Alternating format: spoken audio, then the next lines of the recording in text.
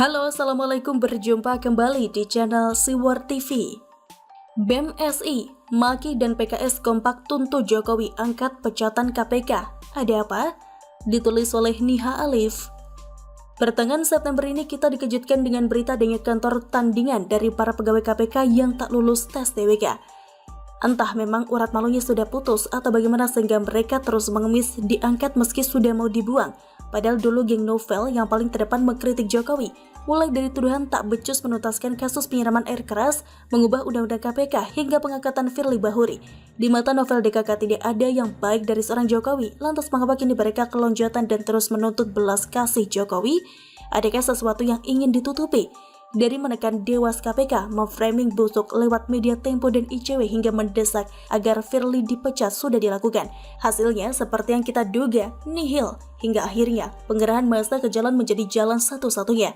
Mulai dari BEM SI, PKS, dan Maki mulai bersuara lantang jelang pemberhentian Novel DKK.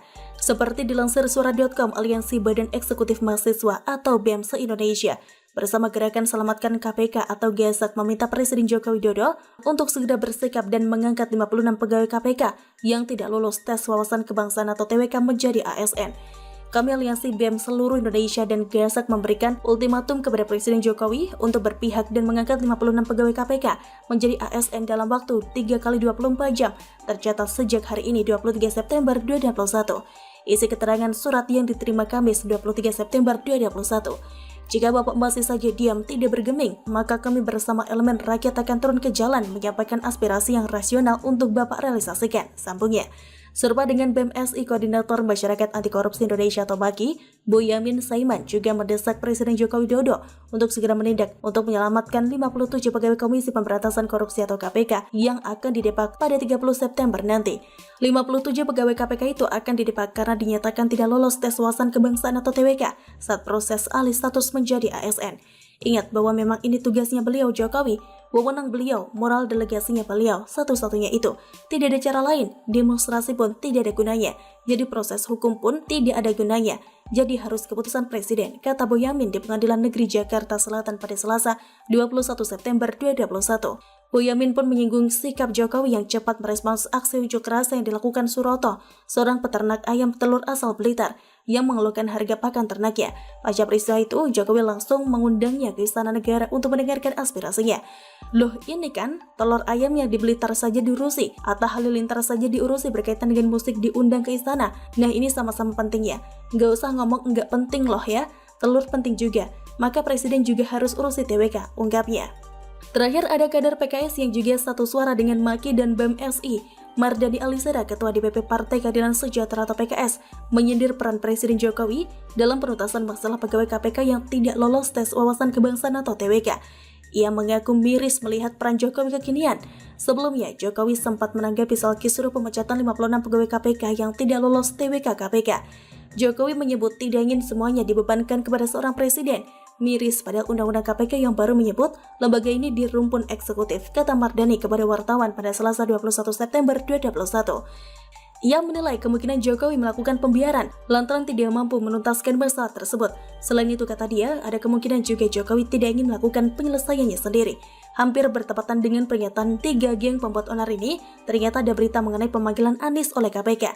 Seperti pemberitaan Tempo Selasa lalu, Anies Baswedan mendatangi KPK terkait kasus korupsi di salah satu proyek unggulannya. Dalam perkara ini, KPK menetapkan 4 tersangka, yakni Direktur Utama Perusahaan Daerah Pembangunan atau PD Saranajaya, Yuri C. Pinontoan, Direktur PT Adonara Propertindo, Tommy Adrian, Wakil Direktur PT Adonara, Anja Runtuwere, dan Rudi Hartono. Ini makanya para kroni Novel dan Anies terus-menerus bersuara keras ingin Novel CS dipertahankan, karena bisa jadi Anies yang awalnya dipanggil sebagai saksi akan berubah jadi tersangka suatu ketika. Maka sebelum itu terjadi, Jokowi didesak mengangkat Novel CS kembali ke KPK. Tapi sekuat apapun mereka berteriak kalau sudah jalannya Anies nyungsep, lantas mau apa? Mungkin terplesetnya ia ke got beberapa waktu lalu jadi tanda sial dirinya. Jadi, lebih baik waktu saja yang menentukan nasib Anies ketimbang membuang tenaga dengan membuat keributan. Jangan ganggu Jokowi bekerja karena ia pemimpin jujur yang tidak perlu di-backup gila-gilaan seperti Anies dan Novel.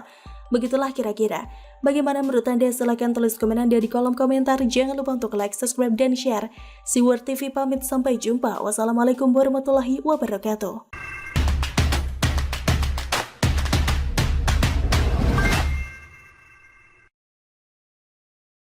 Halo, assalamualaikum, berjumpa kembali di channel Siwar TV. Rocky Gerung makin terpojok, BPN pastikan lahannya milik Sentul City. Ditulis oleh Syardi. Saya sebelumnya tidak komentar atas perseteruan antara Rocky Gerung dengan PT Sentul City karena masih melihat perkembangan situasi dan kondisi. Tapi sepertinya mulai ada sedikit titik terang. Awalnya Sentul City melayangkan somasi kepada Rocky Gerung sebanyak 2 kali, yaitu pada 26 Juli dan 6 Agustus 2021 lalu. Dalam somasinya, Sentul City meminta Rocky Gerung segera mengosongkan dan membongkar rumahnya di Bojongkoneng. Awalnya, Sentul City mengklaim sebagai pihak sah atas bidang tanah bersertifikat SHGB nomor 2412 dan 2411 Bojongkoneng. Sentul City memberikan waktu 7 kali 24 jam untuk membongkar dan mengosongkan bangunan. Jika tidak dilakukan, maka pihaknya akan meminta bantuan Satpol PP untuk merobohkan dan menertibkan bangunan tersebut. Rocky Gerung tidak tinggal diam, dia tidak gentar dan melawan balik. Dia sempat mengatakan dirinya berencana menggugat Sentul City sebesar 1 triliun rupiah atas somasi yang mereka ajukan. Besarnya nilai gugatan itu lantaran kediamannya sangat berharga karena memiliki banyak kenangan. Polemik ini mau tak mau menyeret BPN Bogor. Ada sedikit informasi yang saya temukan. Kepala Kantor ATR atau BPN Kabupaten Bogor, Septo Acanto menyebutkan, proses penerbitan izin kepemilikan lahan SHGB kepada PT Sentul City sudah sesuai aturan. Tidak ada pelarangan prosedur kepemilikan lahan tersebut. Saya pikir prosedur perizinannya sudah clear atau jelas semuanya ya pada saat itu, kata Septo. Septo mengatakan izin kepemilikan lahan awalnya dimiliki PT PN 11 dengan status hak guna usaha atau HGU. Kemudian izin lahan dilepas dan diberikan kepada PT Sentul City dan beralih menjadi SHGB pada tahun 1994. Septo kembali menegaskan, pihaknya memastikan bahwa seluruh proses penerbitan izin kepemilikan lahan tersebut telah sesuai prosedur dan tidak cacat hukum. Sertifikat juga sudah keluar, katanya lagi. Nah, sedangkan menurut pengakuan Rocky, dia membeli lahan tersebut di tahun 2009. Dia membeli dari seorang yang menurut Sentul City sudah beberapa kali menjual lahan milik mereka. Bahkan orang ini pernah tersandung masalah hukum dan menjadi terpidana kasus jual beli tanah dan pemalsuan surat. Pernyataan BPN di atas mulai membuat posisi Gerung terdesak. Belum selesai sampai di situ, di media lain juga diberitakan Kantor Agraria dan Tata Ruang BPN Kabupaten Bogor mengatakan, berdasarkan pemeriksaan BPN, lahan yang digarap oleh Rocky dan dijadikan tempat tinggal bersertifikat HGU milik PT Sentul City.